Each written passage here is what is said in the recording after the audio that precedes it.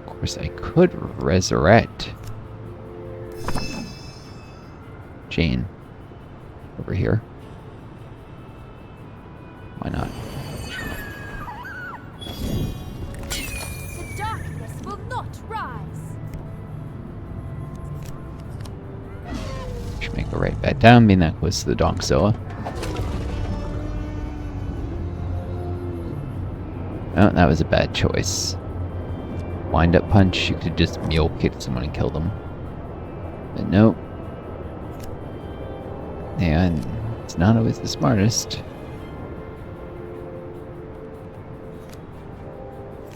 Alright. Guaranteed KO. Or do this one. Yep. Instead of burrowing over there to damage over time, should finish that off. It's a good chance. This, yep, dead. Victory is mine. I think I'd just start kicking people, I would have been in trouble. Especially if it got There can only be one wizard. to the fortress.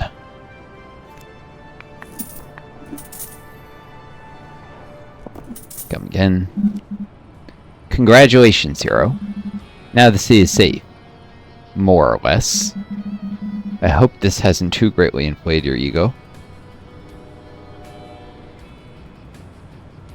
Not really. I'm sure there are worlds in which I'd be the fly. Worst yet are the worlds in which feeling like a fly has nothing to do with your height. Yep. That's definitely true. Did anyone get any paper cuts? Within the under the capitalist system, teaches you you're worthless if you don't have money.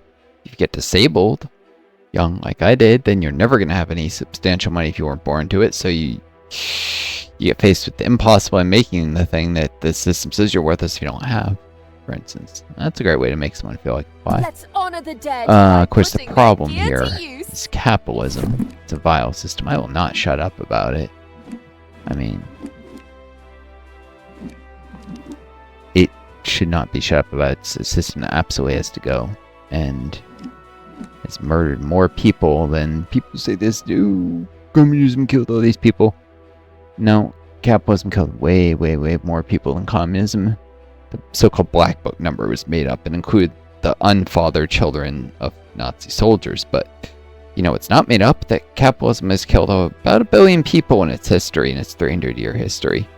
That's people who died due to homelessness, due to famines that were caused by capitalism, because yes, capitalism has caused famines, especially in India under British colonial rule, which was very much, the British were kind of the epitomes of capitalism until the US took over that mantle of just being the arch-capitalist, arch-imperialists. And the destruction of the Indian economy and the Indian traditional food systems very much contribute to massive famines under British rule. So famines, wars, people dying, the lack of access to healthcare, lack of housing. Yeah, it's been about 1 billion people in 300 years. In communism, the 100 million number was made up. You can reasonably reach a number of about 40 million people in 75 years. So, you know, that'd be 160 in 300 years, but that would be entirely when a period when the Earth's population was larger, so that's a less meaningful figure. That is 40 million people in, you know, the 20th century, whereas capitalism killed 1 billion people, including eras where the global population was smaller and had the opportunity to kill fewer. So it's definitely a much worse system. I'm comparing communism and capitalism, but I'm a democratic socialist. I'm not a Marxist unless I think democratic socialism is better than Marxism, Leninism. It is Marxist. Sorry, the way I said that was weird, but it's not Marxist-Leninist. You need to basically democratic socialism in its actual real Marxist form, as opposed to the social democrats who say I'm a democratic socialist, and they're not even socialists, is saying there's some value into the way Western democracies structure their politics, but that is not to say the end-all be-all political system can't be you vote and then you're completely uninvolved in the system for the next 3 to 6 years, because not every system has elections every 4 years. Some have every 3, some have every 6. Everyone thinks in America the whole world is just like us. No, elections aren't always every 4 years. There's nothing magical about that number. But anyways, socialist systems do often have mass organizations that reward continuous political involvement, and you can actually have more political influence than if you just vote. Can, depending on how functional the system really is in doing that, because it will vary from decade to decade. But not everyone has time for that. Democracy has to be structured partly around the idea that, not everyone can always be involved in the political system all the time. Western democracy and vote once and do nothing the rest of the time, pretty much, unless you're very rich, you can hire lobbyists, is way too hands-off. But a system in which you don't have much influence at the elections, because elections under socialist democracies are usually town hall style meetings at first, where anyone can be nominated. Like the Soviet Union had these people say, oh, they didn't have elections, the elections only had one candidate. That's because it was essentially the primary where the real democracy happened. You selected your candidates, basically a primary, and then in the elections there was only one candidate who had been selected at the primary, except it wasn't a multi-party primary. It was like a town hall meeting, and you select the person. Now the thing is, though, the way that you'd have a reasonable chance of getting to select those meetings is because you've been involved in the party, and you've been involved in like committees and councils that anyone could join in, like advisory committees and stuff, and you built up kind of a credentials and respect that way, and then people would vote for you at the town hall type meetings, and the party would vouch for you. And then if you're a selected candidate at the general election, people say, oh, one candidate, that means that you had one choice. No, it was not a candidate or nothing, like candidate or abstain. It was vote for this person or vote no. It was a yes/no vote. So if you voted, or at least it wasn't abstaining, not voting for them was treated as a no vote. So if the candidate got less than 50% votes yes, if they got like 54% of people voted no or abstained or whatever, then they would not be selected. They would not take office, and it would go back to another town hall meeting. Didn't happen very often, but it did happen occasionally. But of course, as I said, you had to be very involved in like unpaid political work to have a chance of getting elected. You had to be involved. It was just you're powerful in the party and you're powerful because your family are or something. There's all this demonization and exaggeration in books and media and stuff in the West about trying to skew the system, make it out to be something it wasn't. But it did require, like anyone who's ever been to like a PTA meeting or a student council meeting or any of these kind of things knows that this kind of like not many people take interest in unpaid, unelected like political work. And if you have to do that to have a chance of getting elected later, it's like work your way up their local politics. Like you go to like a little New England town with town hall meetings and stuff. There's some serious flaws in that style of organization, and that's actually what socialist democracies are closer to, is taking that to a massive scale. And rewarding people who are involved, not like as a job, just spending their free time getting involved. And, that was hard because some people had to work a lot of hours, and it, to some degree, did reward those who had the money to get involved, because not everyone had the same amount of money in like the Soviet Union or other socialist countries. Different jobs did pay different amounts. You just couldn't have stocks, bonds, investments that would make money for having money. So you've had $1 million, you weren't going to continue to be wealthy forever because your $1 million made interest every year. But you still had $1 million, and you could use it to get social capital in a way, which you can never get rid of in any society, but like unpaid political work, that kind of stuff. Investing in making friends. Anyways, that's just the nature of any human society, though. There will always be advantages people can accrue if they do more valuable work, but you can reduce this, minimize it, make it so a handful of billionaires don't own your country. So let James summon a phoenix a little further back so he can not have to get quite as much of prey. There is a rich lore to this item. What to give another use?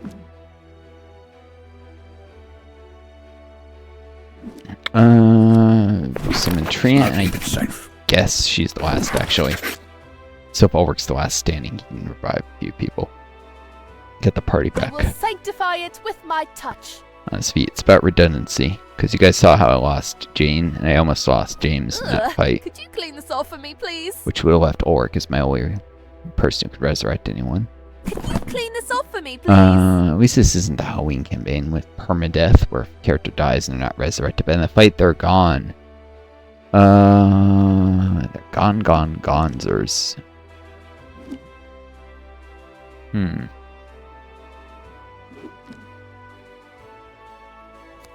I do like this ability for its ability to launch enemies away from rock. So This will aid our quest. maybe it's not perfect. On the other hand, Hrothgar goes down a little too easy, but so is Ulrich, and he can resurrect, so I'll give him the A defense. boon to our cause.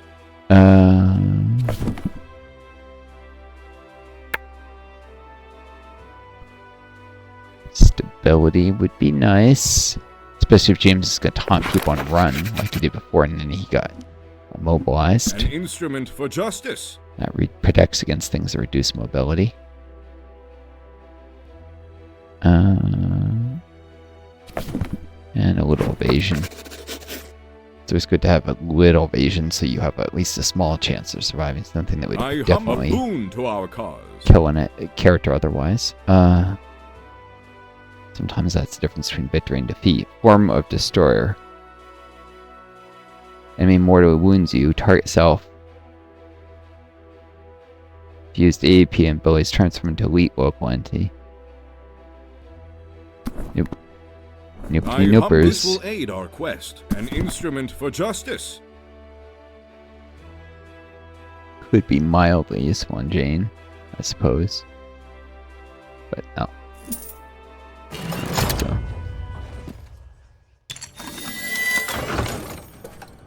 The trial is over. You appear before Mavenbolt in a room of misty darkness. And I get the Kaijuu achievement. That's what I was doing. This particular branch of Run Home for. You took the Thunder Lizard by the horns and drove it out of town. It's got an awful lot of horns sticking out. Congratulations on an impressive victory. Thanks. Now can you please tell me what the point of all this is? That's the big question, isn't it? What are you, some kind of interdimensional, non-consensual philosophy professor? I am a sage, he says, removing his cowl. Right. Then say some things sagacious. I would do something better. I use my sage abilities to grant you a bounty of the resource you choose.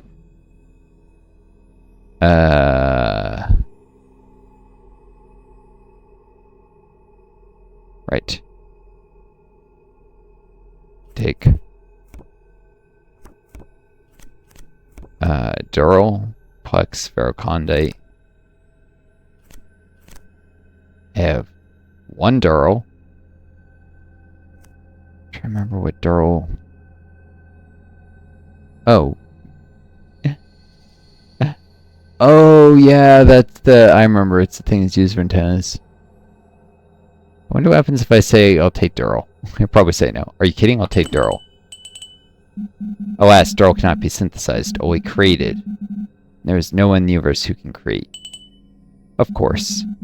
I'm nearly an omnipotent being and you managed to make me feel bad. Way to go.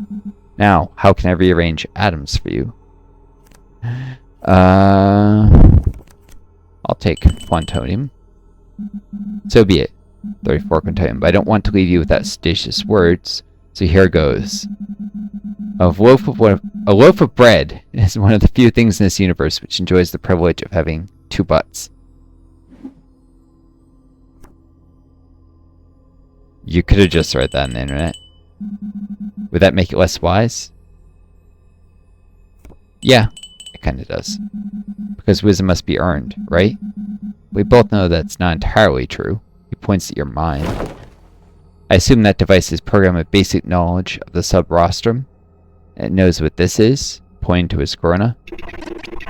Subrostrum, any level of magnification smaller than the quantum. The location pattern of the subdermal glow is consistent with a crown, a cranial implant that allows sages to control the laws of physics by altering them on a subrostral level.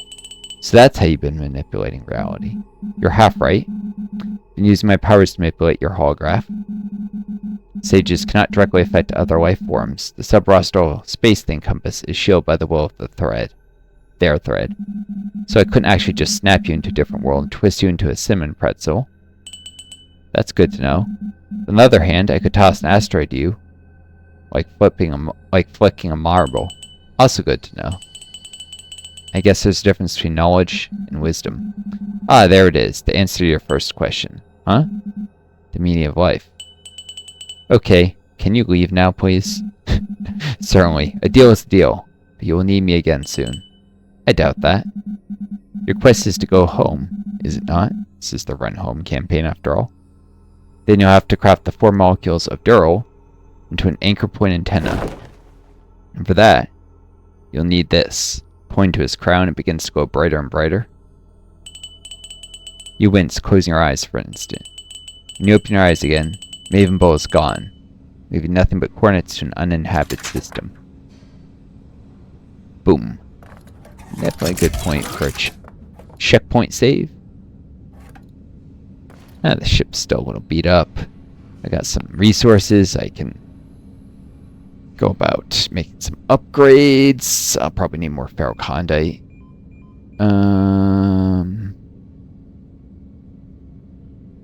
But I got an achievement, and now I can actually train before harder fights.